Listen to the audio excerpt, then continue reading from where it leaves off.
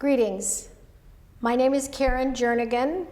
It's Monday, May the 8th, 2023, and we are here in King City to have a conversation with Sonia Chapa about her roots in the Salinas Valley and King City, California.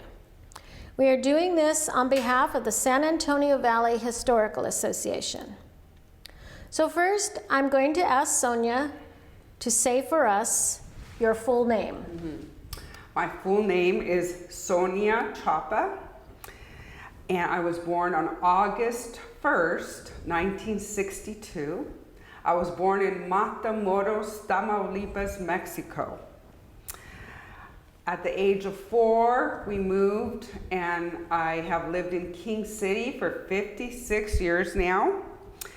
And I've been married for 37 years to Ezequiel Chapa here in King City. Okay, and so now we have a general introduction to Sonia, but Sonia, I want to confirm the spelling of your name. So let me see if I've got it right. Sonia, S-O-N-I-A. Correct. And then your main name was Loredo. Yes. L-O-R-E-D-O. Oh, yes. And then Chapa, C-H-A-P-A. Correct. And I want to make sure that we have permission to use this recording to educate people about history. So, Sonia, do we have your permission to share this information with others interested in history? Yes, you have my permission. Great. We are conducting this interview at 519 Broadway at the Office of Soul Treasures Arts and Cultural Enrichment Center in King City. It is the nonprofit that Sonia helped start back in 2008. 2008. Yes. Okay, I want to write that down. And in the room with us is videographer John Jernigan, and we have two guests today. Patricia Woodfill from Lockwood is with the San Antonio Valley Historical Association, and Jude Wyarty is the grant manager and gallery curator for Soul Treasures. So we're glad to have you here. All right, so Sonia, we got a little bit about you. You were born in 1951. You've lived in King City for... 1962. Oh, Yeah, 62. 1962. Yeah, I was born in 1962. Yeah, so Okay. my age is 60. Okay, 60. But I'm ageless. Okay, great. And do you remember what building or hospital you were born in? My mom says I was born at home in Matamoros, in our home in Matamoros, Mexico, at our home. Yes. Okay. And do you know why you were named Sonia? No, I don't know. Oh, okay. Yes, I don't know. That's interesting. Yes. But your mom's still alive, right? Yes, my mom is 88 years old. She lives here in King City, and she lives at the Leo Meyer Center. Yes. Okay, great. So I think you should ask your mom why she named you Sonia. Yes, I think that would be interesting. Yes, I will. Okay, so let's talk about your parents. Okay. Who were your parents and what were their names and nationality? Okay. My father's name was Jose Hermenegildo Loredo, and he was born in San Luis Potosí, Mexico, and he is now passed. My mom is Maria Belen Loredo, and she's 88 years old, and she lives here in King City, and she was born in San Luis Potosí, Mexico. Okay, and do you know anything about your grandparents? My maternal grandfather is from San Luis Potosí, Mexico, and he was a bracero, and he did come and work in the railroad work in like San Luis Obispo area when the bracero program, but he went back to San Luis Potosí.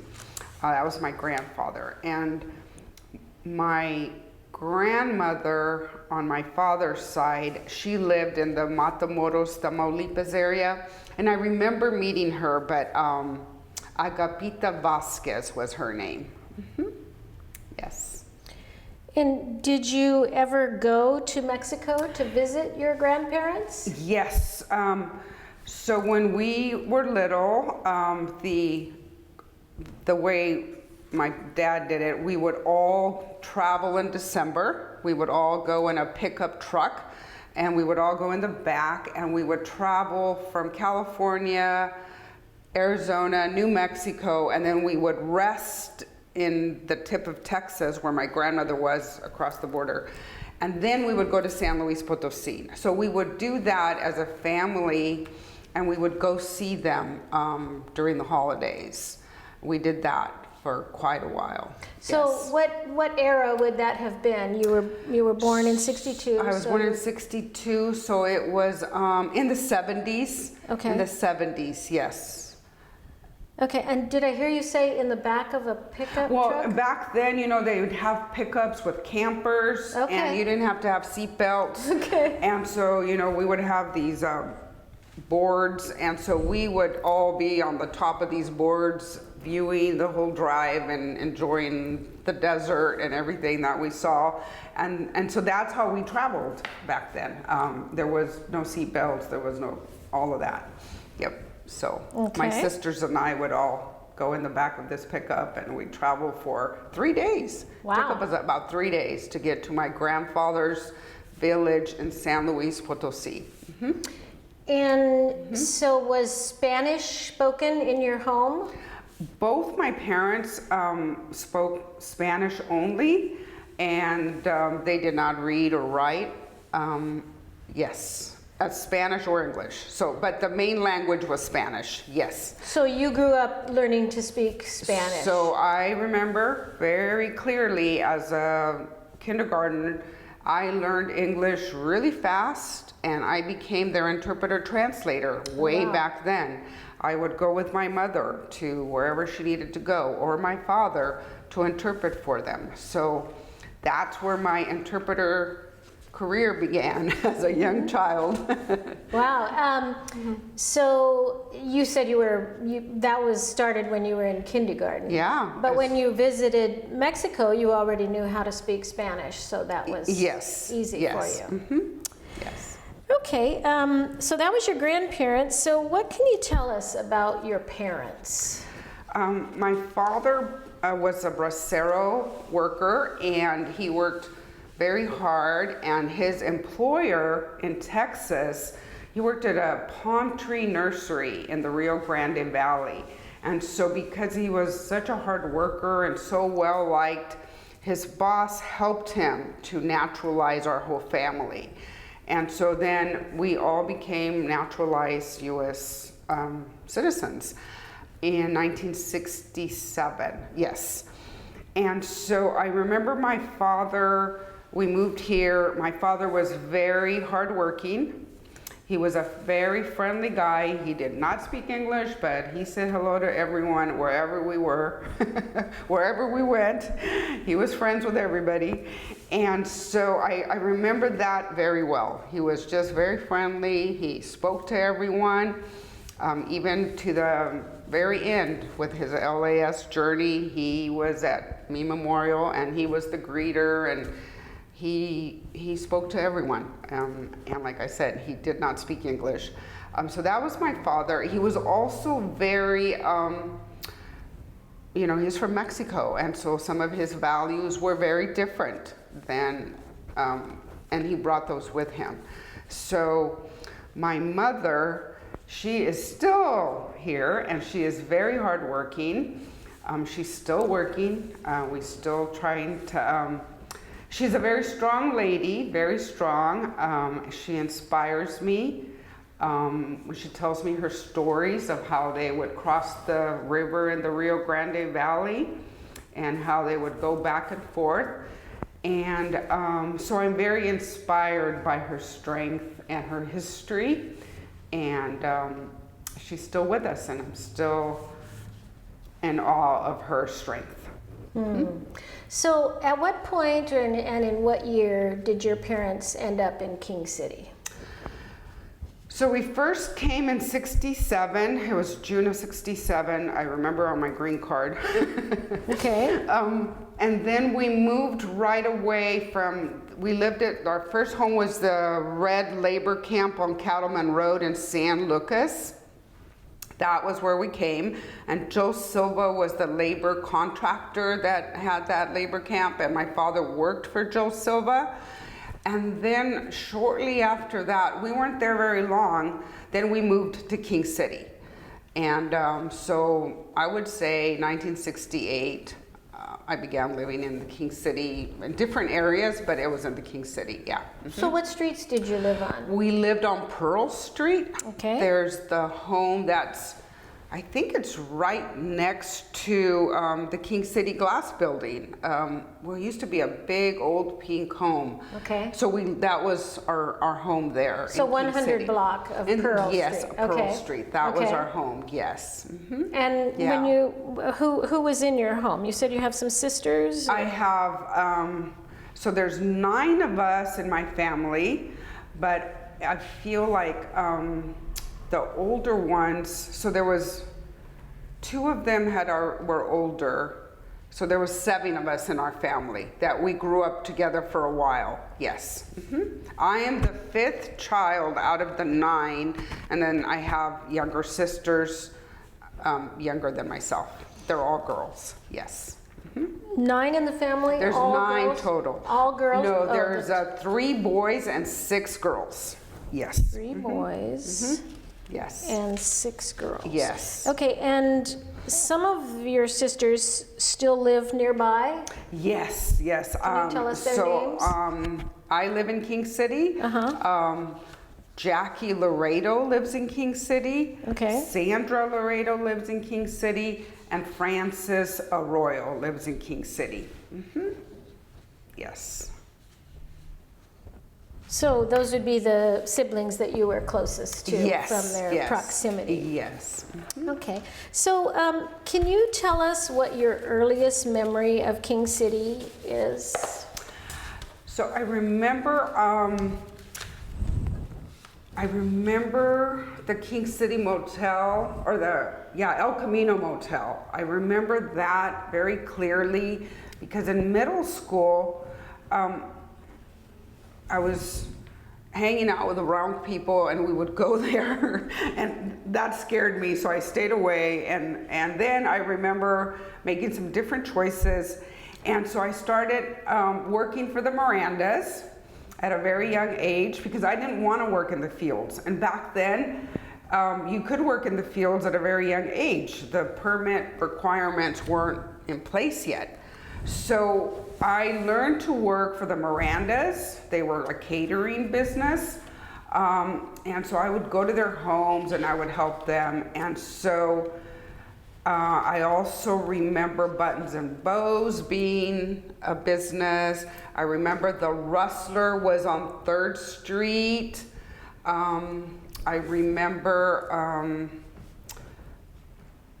the sandwich shop that George Marsland used to have, and there was San Lorenzo Liquors over on the 2nd block of Broadway. So I remember a lot of the businesses because, like I said, I began working for the Mirandas. I was doing their errands after school. I would go pay bills. I would go pay bills for my parents also because they worked in the fields. So I remember being in the middle school and carrying a lot of cash because I needed to go pay the PG&E bill or the water bill or whatever bill.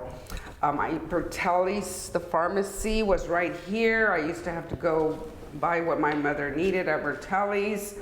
So I remember all of those businesses very well because, like I said, in middle school, after school, I did a lot of things for my parents, and then I helped the Mirandas also. Okay, so you've brought up a lot of memories for me too, and so I want to just clarify a couple of things, if that's okay. The El Camino Hotel. So that would have been on the 100 block of Broadway at First Street. Yes. So I think of that as a bar or a restaurant. What would have taken you to the El Camino Hotel? So like I said, I think I was like in 5th or 6th grade, and I wanted to fit in, I think, and so I started hanging out with this group of people, and you know, they would do dares and things, and so that when that happened, I thought, okay, I'm with the wrong group. So you just were like hanging out down by the building. Yes, yeah, we were just like, yeah, and that was like, okay, I'm not gonna go there.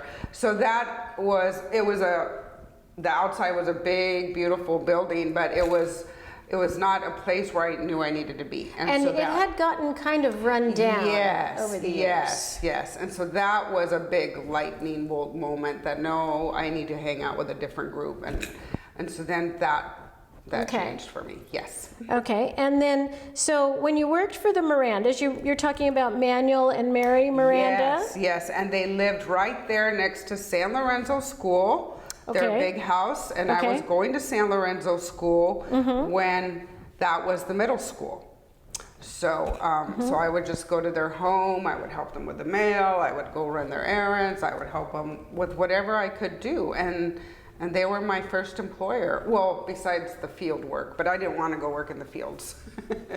So, what years would that have been? I was a middle school. Middle school. Okay, so you probably would have been maybe 12 or 13. Yes. And you were born in 62. Yes. So it's probably the mid 70s. Yes, I remember. Okay.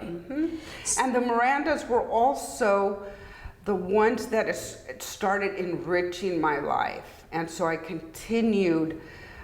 So growing up in a large Mexican family where your parents are working in the fields and I'm working, you know, there was a lot of pressure and a lot of, I had to help them a lot, you know, being the oldest, one of the older ones.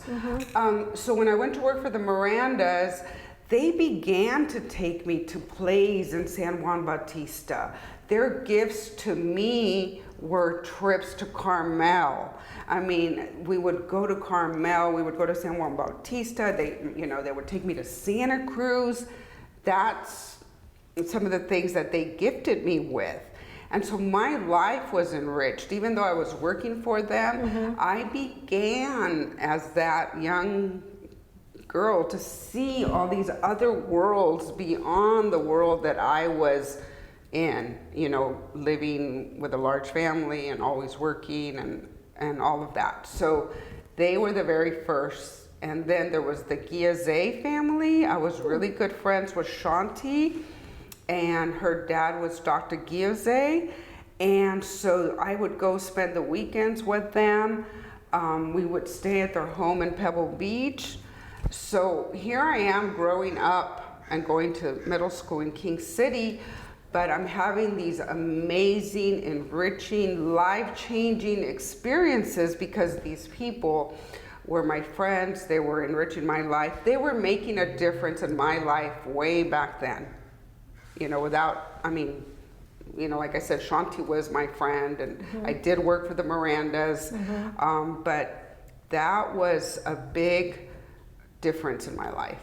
The Mirandas, as I recall, were very well respected business people. Yes. Did a lot of catering. In fact, Yes. they did the catering for my husband and my wedding, and Yes. we got them because they had such a great reputation. So, but I didn't know that story about how they had influenced you. Yes, So that's really neat. Tremendously, yes. So you mentioned a couple times that your parents worked in the fields. What were they doing in the fields? What crops? What companies? Do you know what they were working for?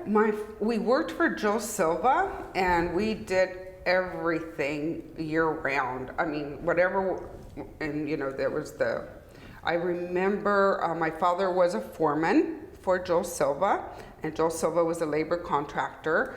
So I remember working at, now it's Delicado Vineyards, but way back then it was South Down. San Bernabé, yeah. Yes, John Cedarquist was there, Joe Silva, Manuel Hernandez. I remember going out there to help my dad.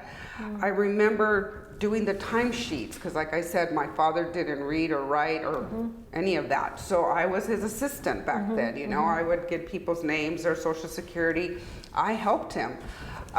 We were part of the workers that started that vineyard. I remember very well working out there. So we were working in the vineyards. Then there was the picking the peppers in the winter, the red peppers. And then there was the thinning of the crops, lettuce, whatever, in the spring. Then in the summer, we did the garlic clipping, and we did the picking the tomatoes. I remember working very hard, and I remember being a good worker back then. So that helped me again to help my dad with some of the paperwork. And then we did everything. So you actually were out in the worked field. in the fields. Oh yeah, I was probably the last one. I was of the whole 9 of us. I was the last one to work with them, alongside with them. Yes, yeah, yes. So your younger brothers and sisters. The did younger not. girls didn't. Yeah, but they were still too young. Yeah. Do you remember that as a challenging time, or you got to be with your parents? Was that a good time, or was it stressful and physically difficult? It was tiring work. I was able to do it, and I remember, because I was a good worker, I remember, being, that was a good thing. But then I knew that I was like, okay, wait a minute, if I can help my dad do all this work, I can do something else. Okay. So I was always learning and like, wait a minute, I'm too smart to be doing this hard work. I can be his assistant. So anyway, so that was an opportunity. I mean, to me, everything has been an opportunity. It was hard work, and there were long days. And I remember when we did the cauliflower, you're bending over, and back then you still didn't have the long hose, you had the short hose. And I remember the cauliflower specifically, because it was on Teague Avenue, we were having to wrap the leaves on the cauliflower. So you're bent over all day long with rubber bands, wrapping the leaves. I remember that. And so then at night you can't get up because you've been bent over all day. So I remember that very clearly. And but like I said, I remember thinking, wait a minute, I can do something else. Well, I have such a great respect for people who do that all day, because Yes. I can imagine it is challenging work. Yes, it is. Physically, yes, it is very. Mm-hmm. So let's transition a little bit into your school life. Do you have some memories of, you mentioned San Lorenzo School. Did you go to one of the elementary schools? Yes, I went through all the schools. I started Santa Lucia. Okay, all right. And like I said, I learned, I'm very blessed that I was able to learn quickly. I learned English. I was very friendly. I went through Santa Lucia, and then... So do you remember any of your Santa Lucia teachers? I remember Mrs. Sikora. I remember her. I remembered Bruce. Bruce would come with his guitar. Bruce Graham. Bruce Graham. He had just was doing the music program. He would come to our classroom with his guitar, and we'd sing. We always sang, "This land is your land, this land is my land." Okay. So that was amazing. I remember Bruce very well. I remember more of my middle school teachers than my elementary, and I remember Bruce very well. He would come in and we'd sing, and he'd go around to all the classrooms carrying his guitar, and it was amazing. Yes. Okay, so let's talk then about San Lorenzo. Yeah, it's San Lorenzo. Ann Beckett was one of my first inspiring teachers. I was in 5th grade, and she was my teacher, and the whole team was Mr. Walton. Okay. And Bob Walton. Yes, Mr. Miller. No, he was more 8th grade. Okay. So I remember a lot of my teachers in middle school, but I remember Ann very clearly because Ann was so inspiring, and she just would dress up in all her Native American attire. And I just was like in awe of her way back then. She inspired me to, with wearable art. So you're kind of wearing art today, so right? now I do that. I wear my clothing, to me, are art. I don't have as much time to create the art, but I can wear it. So yeah, so Anne was a very inspiring teacher for me in 5th grade. Bob White was amazing. He would tell me how smart I was, and he would encourage me, and that was the beginning of my being in the gifted program and realizing that, oh yes, I can be with this group that is gifted. And Mr. White was very encouraging, and I'm forever grateful to Mr. White. Mr. Hunt was the counselor then. That's Bill Hunt? Yes, Bill Hunt. And he will hold a space in my heart forever, as, like I said, growing up in my home, you know, and being a child, I had a lot of pressure. And sometimes that pressure would come up in class. And so they would send me to the office, and Mr. Hunt would just allow me to sob or allow me to share or whatever. And so he was very life-saving for me in middle school. Yes, and he was the counselor. Yes. Mm-hmm. And that's what a counselor is supposed to do, is to help, huh? Uh-huh. Okay. So that was junior high, which would have been 6th through 8th grades. Yes. Mm-hmm. And then you went on to King City High School? And then I went on to King City High School, and like I said, by then I realized, or I had been encouraged, and I was in the gifted program. I was in the, I forgot what their classes were, AP classes at King City High. And so Mr. Munoz was a very, I took all the business classes at King City High. And like I said, by then I think I'm working for Jim Albanese at Jim's Shoe Store. Really? After school, because I just kept growing, you know. I went from the Mirandas. Anyway, I went to work for Jim Albanese, so after school I would go work for Jim. Selling shoes? Selling shoes, yes. I would pretty much run the store. After school, I would go there once, you know, I would take care of the store. So I'm doing really well at school, and I'm working really hard on my grades, and I'm in the AP classes. Mr. Munoz was an amazing, encouraging teacher. That's Nick Munoz? Nick Munoz. I mean, all the teachers were amazing, but I remember he would again also encourage me, and I took all the business classes back then they would have a big set of, I don't know now, but they would have lots of business classes.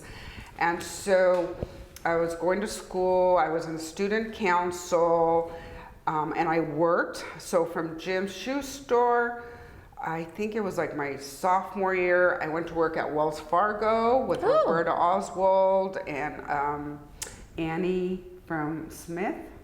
Annie Garcia? No, Annie Garcia, and then Janice from Smith. Lockwood. Yes.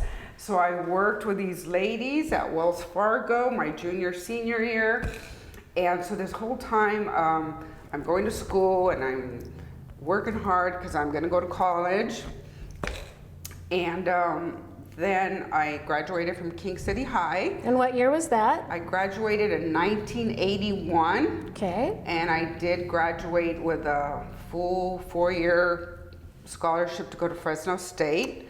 I did go my first year, and then I came home after my first year. Yes. Was that a positive experience or something that taught you things? So I worked really hard to go, and then, like I said, by then my older siblings had left our home, and I was the oldest one, and I helped my parents. And I have 4 little sisters. So looking back, I think it was that, like I said, in the Mexican family tradition, you know, the older children help the parents. So I think it was that pull was stronger to be there for my siblings and to come back.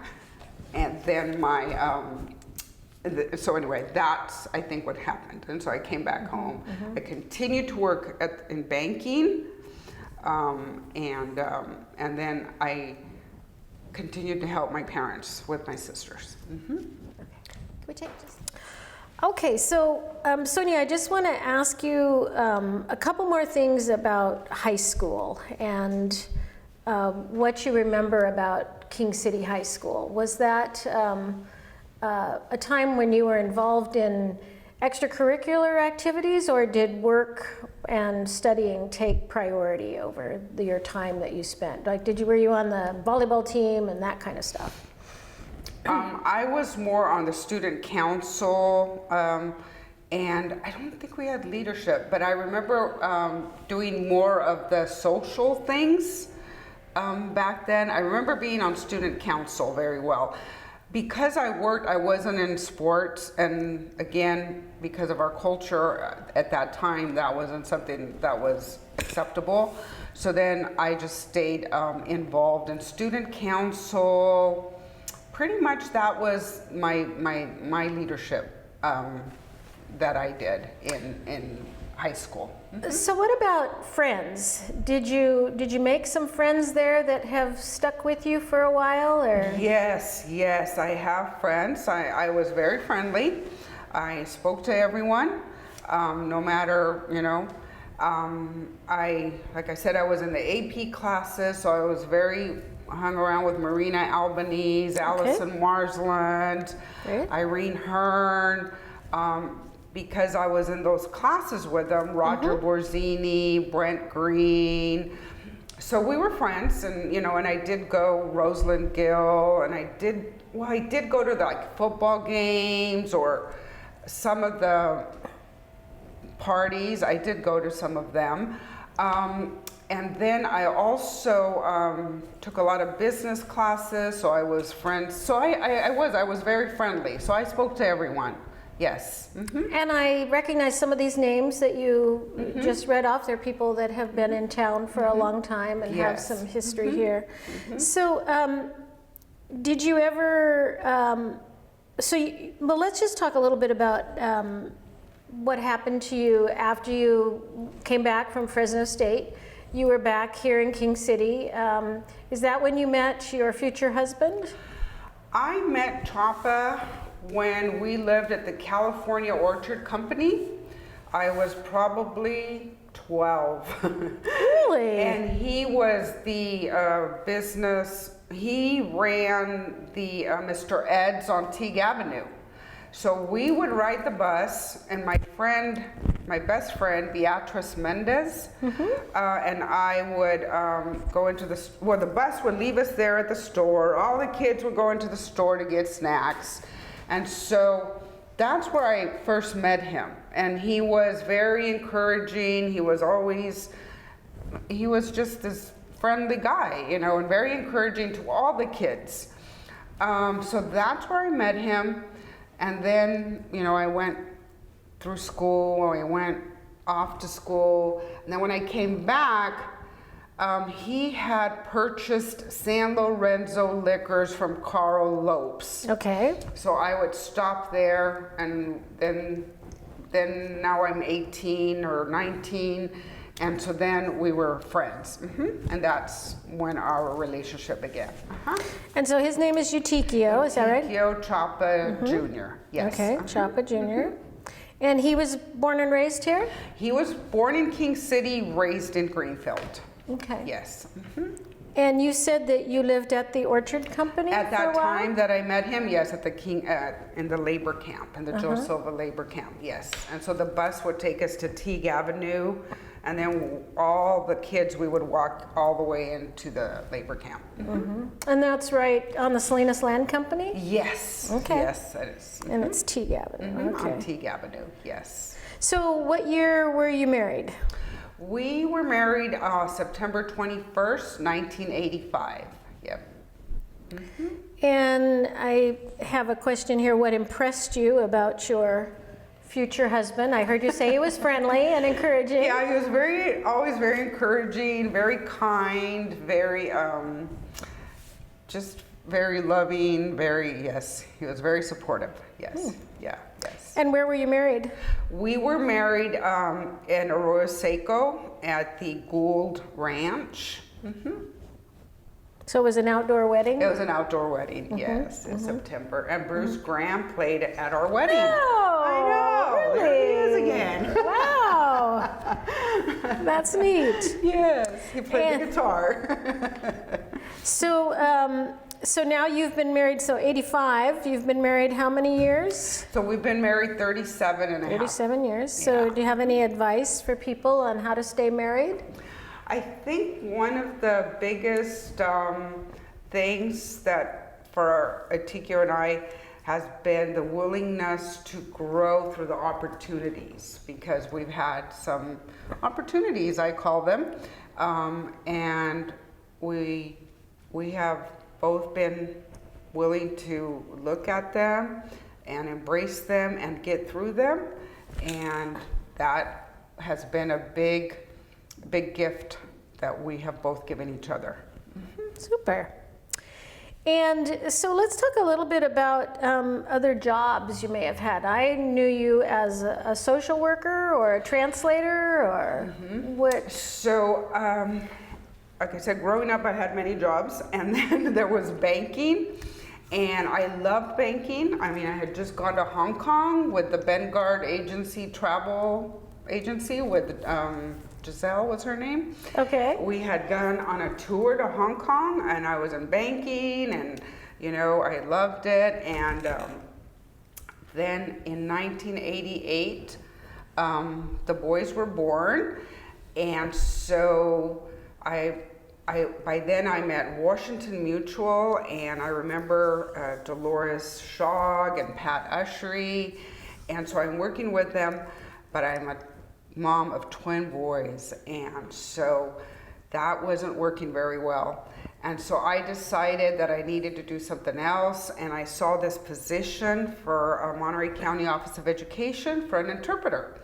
So I applied and I got the position, and that was been one of the biggest gifts also to our family, because not only am I working as an interpreter translator, going into homes with all of these specialists that I served. There's hearing, OT, PT, feeding specialists, the whole range that serve special needs families in Monterey County. So I'm traveling through the county, interpreting for these ladies and these professionals, and there was men also. But the whole time I'm learning all of these things. And then I'm raising these twin boys.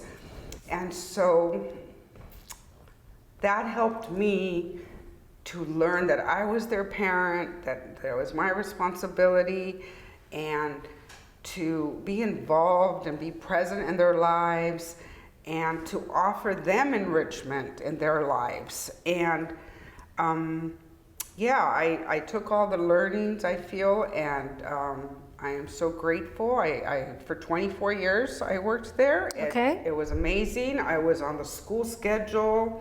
My summers were optional. It was up to me. I was off during the holidays. I was able to schedule myself. If I had to be in Gonzales, I would start at 9. And I was able to take classes to help me be a better interpreter for MCOE. I took high intensity language training. I was able to become a simultaneous interpreter for them. So I was in the meetings, I was at workshops, I was in the classroom, I was in the homes. So it was a growing time for me, and I was also able to be present for my children and be in their lives. So it was a full-time job, or it was a part-time job? At the beginning, the first 10 years, it was a full-time job, and I served all of Monterey County, and I served the children from birth to the age of 22. So like if we were doing vocational training or parents needed vocational help, I would meet them in Salinas at some of the places that these students would be placed. So I think when the boys were older and I wanted to be more involved with them as their mom, in all their activities, driving them around, I requested that we cut back, and they allowed me to cut back to 3 days a week. So then so 14 years I was full-time, and then the last 10 years I was part-time, 3 days a week. I think part-time is great for moms, because being a mom is a big job. Yes.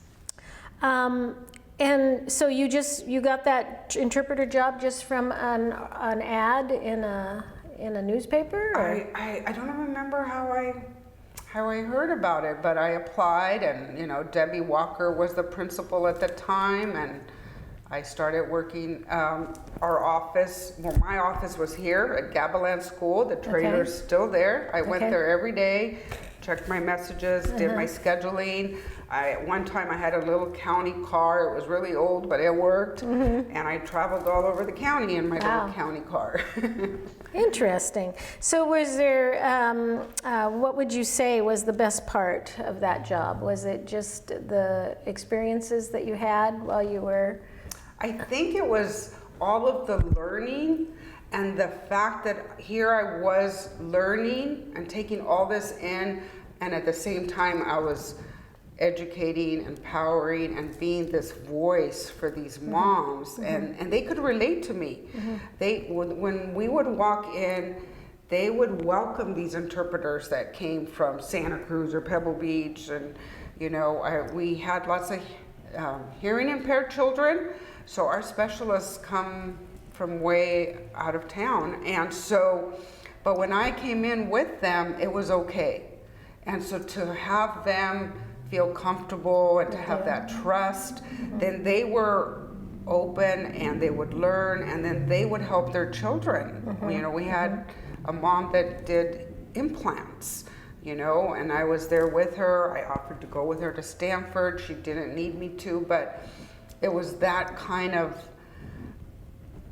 service that I was, doing. Providing. Very interesting. Did you have any other jobs besides that?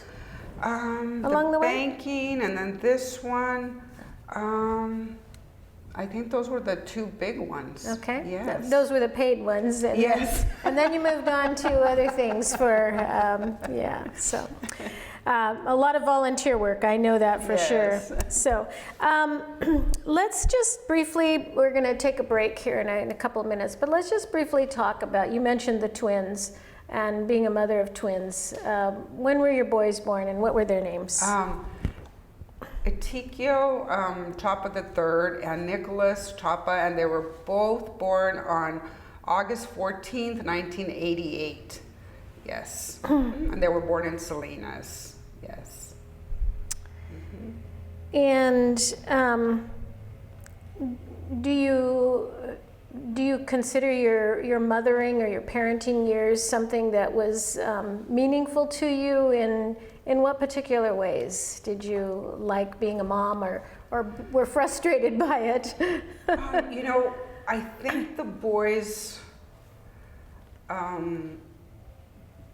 The boys really grew me, I feel like. Like I said, I come from a large family, and I come from a culture where the males are very authoritative. Anyway, I chose some different ways of raising them, so I am so blessed that they were my sons, and that I was able to raise them differently.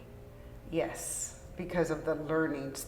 We still had the family gatherings. We still go see my mom.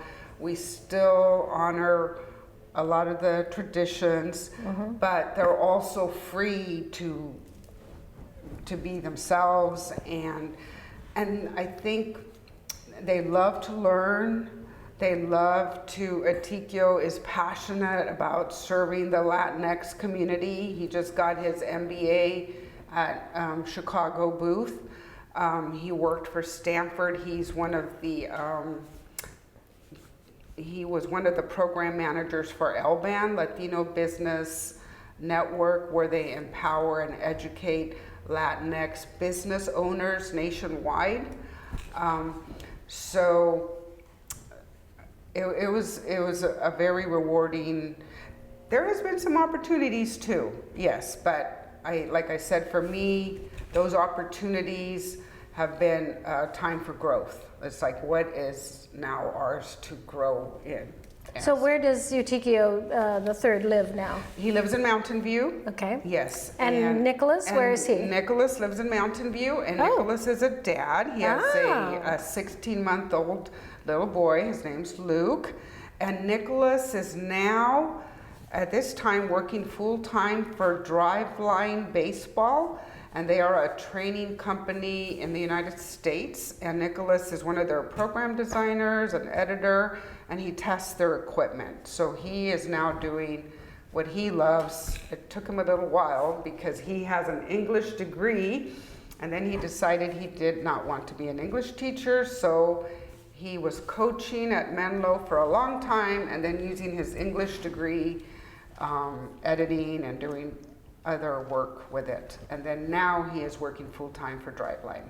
And so he had some experience with baseball in high school, is that right? Yes, they both loved baseball. They both loved all sports, but I think baseball was their favorite, yes. Okay. All right, well, I remember that. I remember those baseball years, so that was a lot of driving around, Yes. and stopping and picking up kids. And I think we're going to take a break now for a few minutes, and then when we come back, I want to talk more about your involvement here at Soul Treasures, where we're having this interview, and a little bit about your future plans, and mainly how you got started here at Soul Treasures and how that has influenced your life. Okay, perfect. Okay, welcome back. Sonia, we're going to talk about a few more topics that I think are interesting and probably dear to your heart. So, first of all, I want to go back to when you talked about coming to this country and your citizenship.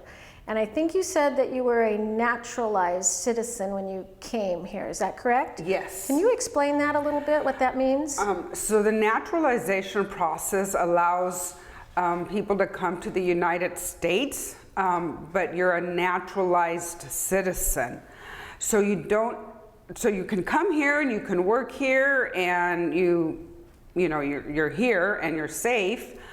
But then when I was in high school, when I was applying for scholarships, then I learned that being a US citizen was another level of citizenship. And so for me that was important because I was going to go off to college, and I wanted to study international business at that time. And so then I applied. I was working at Wells Fargo. I was working with Joanne Banuelos, with William Dye, Mr. Dye, and Roberta, and they encouraged me to apply for my US citizenship. And so I was working there, and I did my studies for my US citizenship. And so as a US citizen, then you can apply for other things. You can, I think you also qualify to be in the US military services. I believe you need to be a US citizen to be in the military, in any of the branches of the military. But for me, it was another step in my growth. But I remember very well that Mr. Dye and Eleanor drove me to San Francisco for my US citizenship the day that I was sworn as a US citizen. So I am forever grateful to the Wells Fargo team, because they encouraged me and they supported me and they were cheering me on. I think Joanne even had like a little party at the bank for me. So that would have been in your junior or senior year of high school? It was my senior year. Okay. It was my senior year, yes. And then you got a piece of paper that said you were a U.S. citizen? And then you could vote? And I could vote. Oh, there you go. Yes, I could vote, and I could, yes. Okay, great. So I want to talk a little bit now about Soul Treasures, this place that we're sitting in. Can you just give us a little timeline of what led up to you being involved with this organization and the people that you worked with? Okay. So I'm a collage artist, and I remember I'm still an interpreter, and I knew once my sons were off to college, I was feeling like I needed to do something else. What was next? What was next for me? And I remember wanting to empower our families. And I remember taking leadership courses, I took coaching courses, and none of that was resonating for me. Even though I was learning, I took a business class at Hartnell, and in 2007, in February of 2007, King City High School lost its accreditation. And that was a very difficult time for me. I was devastated. I remember being upset about it. I remember that was my call to leadership. That was like, what is mine to do here? And so this house, 519 Broadway, we had already leased it. And so I began working with Dan Williams on fixing this home, and we're working on the home, and I'm still exploring what am I going to do with the home. I thought I would do retail and I would offer book studies for people. I have my visual journal of all my ideas. And so in May at the Salinas Valley Fair, I was in awe of the art that was there, that was made, of all the art. But this one time, I'm like so impressed by all the art that Bruce Graham had on exhibit at the Salinas Valley Fair in May of 2007. I walked around in awe of all that he was able to do. And that's when the light and the clarity came in. A home for local artists in May of 2007. And so I continued working on the home. I continued with my visual journal. I continued taking notes, writing ideas. And then I started meeting with people in King City and groups that I thought would be supportive. I knew it would be a nonprofit.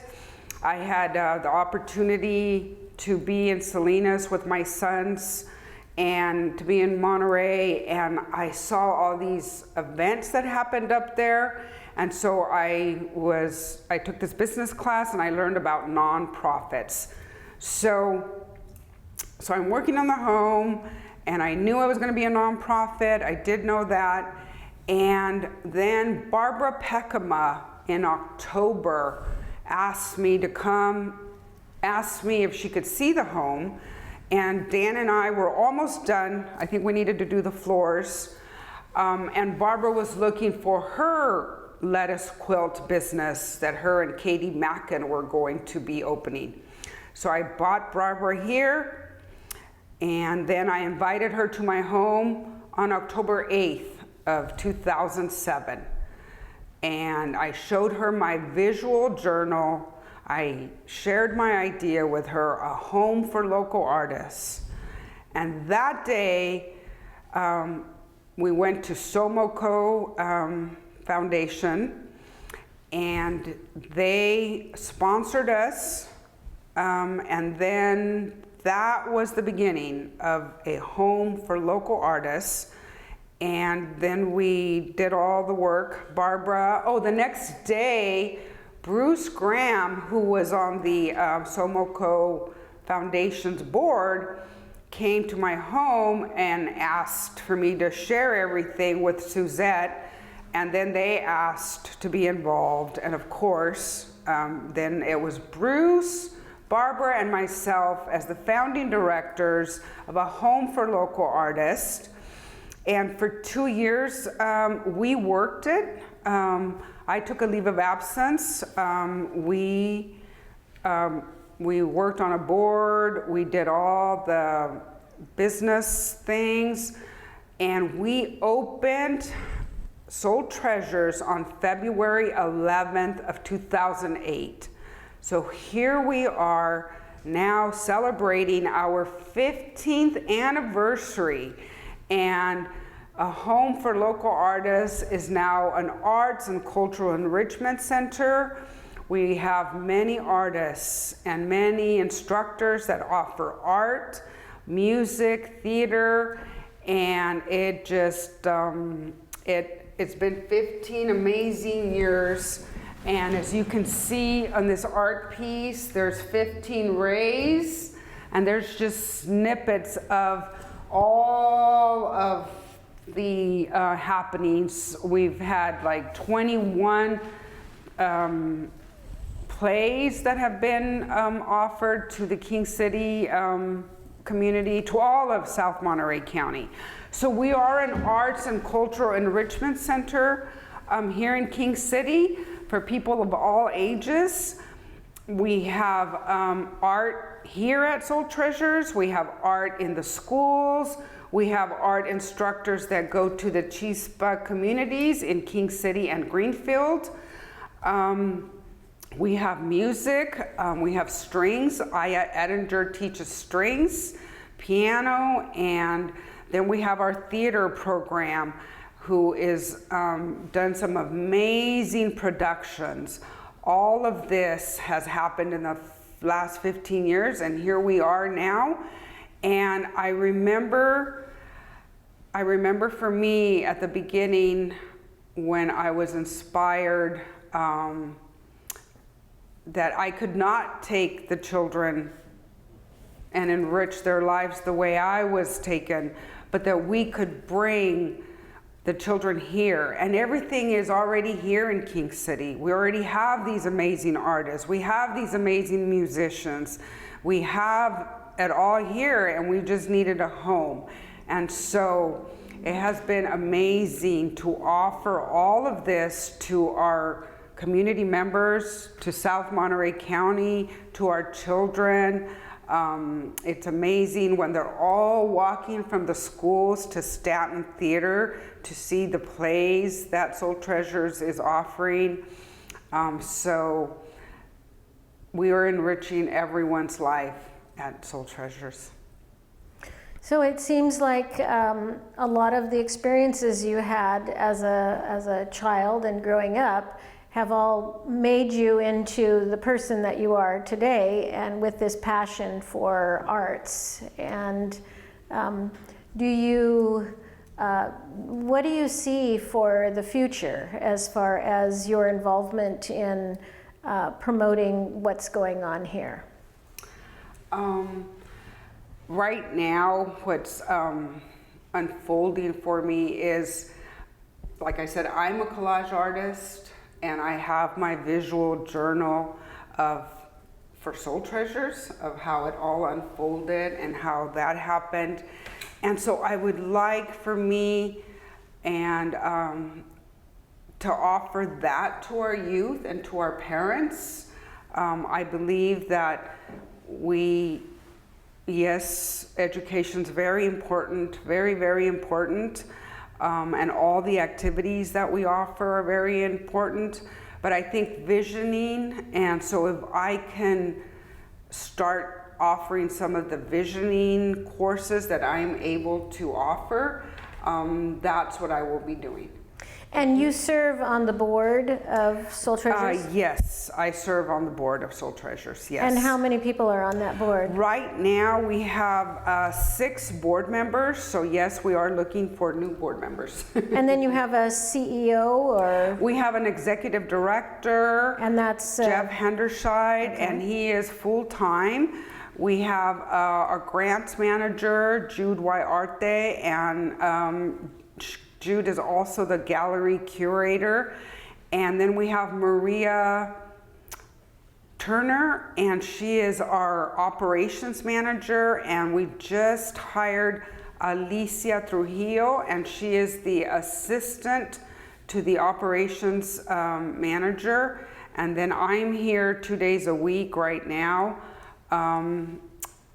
working also, helping with everything that we do.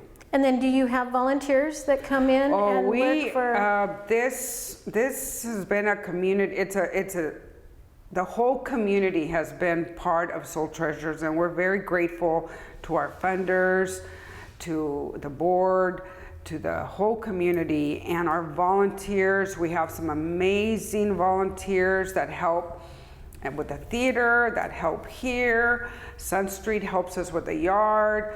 We have a core group of ladies that help with the art bags that we send to Chispa. And yes, we have many volunteers. And we have some volunteers that come and help here. They said Phoebe Cheney is amazing. She's been with us for a long time. Carol Helmer. So yes, we have many volunteers. And you welcome volunteers from the community, yes, like somebody new in the community and yes, they want to get involved? Yes, we have a volunteer application. We work with people. Some people just want to do events, or they just want to do concerts, or they just want to come here one day a week, or they just want to come and pick up something to take home to do. So we welcome that, yes. We welcome volunteers of all ages, yes. So I just want to go back to one thing that I've heard you say, and that is that you are a collage artist. Can you elaborate on that? What is that, and how you use it? So as a collage artist, what has worked for me, and I didn't know this when I was doing it, but now I've studied it, and I am a soul collage facilitator. So I will be offering those classes. Images are they're calling us. If there's an image that inspires you, or images are your heart inspiring you to listen to the image. And so for me, I remember having and always drawing a house, and I have that original drawing, and the words beauty and flowers and all of that. And so I didn't know way back then that it was going to be this house. And I gather images when they inspire me, because they're speaking to you. They're trying to tell you something.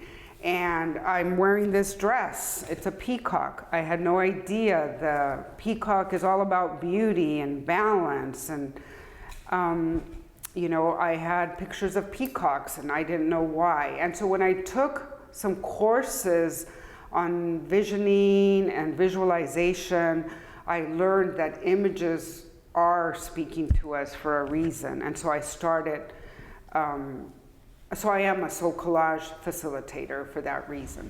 So it would be like something you saw in a magazine, or a photograph that somebody gave you? It could be a magazine, it could be a card, it could be a book, it could be a Goodwill. When I used to go to Goodwill for hours, I was like, why am I looking for things? So when I learned and I started studying visioning and visualization and images, then I learned this, that it's one way to tell a story or to find out. Yes. So, for example, this would be a collage, or is this more of This is a collage, yes, and this was my idea. And so this is our 15th anniversary, one of the pieces that we exhibited for our 15th anniversary gallery show that we just had last 2 months. And so my idea was to have the house in the middle, but you can see all of the rays. There's 15 rays, and then what happened. There's just little snippets of what happened in that. For example, in 2008, that was our grand opening, and Bruce and I would go to King City High and offer classes, art classes at King City High, and so you can see. This is a collage, yes. And so it's words and pictures put together to tell a story. And then to hopefully inspire yourself and others. Okay, well that's very interesting to me. So I wanted to just ask you a couple more questions about a couple topics. One, are there some groups or activities that you've been involved with over the years that have been meaningful to you? Clubs or organizations or? Yes, I was a sports mom and a school mom. I did help in the schools until the boys said, "Mom, please don't help anymore." I would go once a week into the classroom to help their instructors. But I think it was in middle school we started going to the Grace Lutheran youth group, and so I started helping. I would drive them there, so I would stay, and I started helping. So that was a wonderful time for our family. The boys loved going there, so then, you know, we loved going to Grace Lutheran, to the youth group, and I helped the whole time, their middle school year, and then when they were here at high school. And then I also joined them. They went to the Mexicali mission trip that Grace Lutheran youth groups would do in the spring break. So the boys went the first time, and then they came back and they said, "Mom, you have to come with us." So then I started going with them, and then I was the interpreter when we would go to Mexicali to the youth group retreats down there. So yes, I was involved with Grace Lutheran. So are there any other memories that you have of King City that you feel you'd like to talk about, or just your overall perception of the town? What do you feel about having lived here? Some people feel like things are small towns and they just want to leave, and other people really value small towns. What's your perspective on King City and living in this town? I have, like I said, I have lived here. My home here in King City, I've always kept my home. I have lived in Salinas. I have lived in Monterey for 8 years. I traveled back and forth from either Salinas or Monterey to King City, but I have always kept my home in King City, and my home is still here. I love being in King City. We're one big family. We went through a 10-year journey with my father's ALS illness. He was at Me Memorial Hospital for 7 years. So that was a time for me when I was a leader in our family, but we were told my father would only live like 3 months when he was diagnosed. And when we brought him to Me Memorial Hospital and he stayed at the skilled nursing, I think the care there, and we became a family with everybody at the skilled nursing facility at Me Memorial Hospital. That helped my dad tremendously, and he ended up being there for 7 years. He lived 7 years with ALS, and I truly believe it was all the love and all the care, and that we were there and we were part of the family there. And that's how it is here in King City, that we're all one big family, and we support each other. We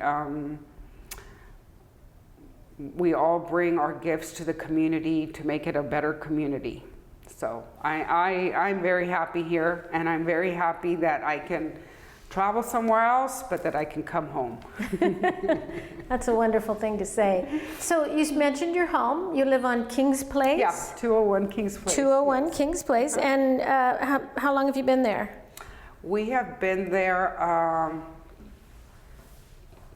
I forgot how long we've been there, 30-something years. Wow, because the boys were 4. We lived on Cattleman Road, and then we moved here when the boys started kindergarten. Okay, So all right. 30-something years, yeah. Okay. And your home, I've been in your home a time or two, and I think you decorate it with your culture. Is that right? Yes. That's kind of been something that you've surrounded yourself, not only here at Soul Treasures, but at your home, to make it bring in the cultural things that are meaningful to you. Yes. So, and then obviously King's Place is just one block off of Broadway, and so you were very close not only to Me Memorial Hospital, but to the high school. Yes. And you're only a couple blocks here from Soul Treasures. Yes. And I was a blocks from MCOE. I would walk sometimes, so it's very convenient, yes. All right, well, we're about ready to wrap up here. Is there any other topic that you'd like to touch on, or anything you'd like to say? I think you've done a wonderful job of describing your early childhood and how all that has influenced you. So I really appreciate you talking to us and allowing us to preserve some of these memories for you. So. Is there anything else that you feel like you'd like to add? I'm just very, very grateful to all of the people that have touched me in my journey in my life here. I'm just so grateful because the smallest little thing, it impacted my life, and so I just want to be that way, giving back everything that was given to me, so that we can help our youth, help our families, and yes. Well, I think King City is a pretty great place because of people like you. So I thank you, Sonia, so much for this time together, and we look forward to what the years ahead have in store. Okay. Thank you.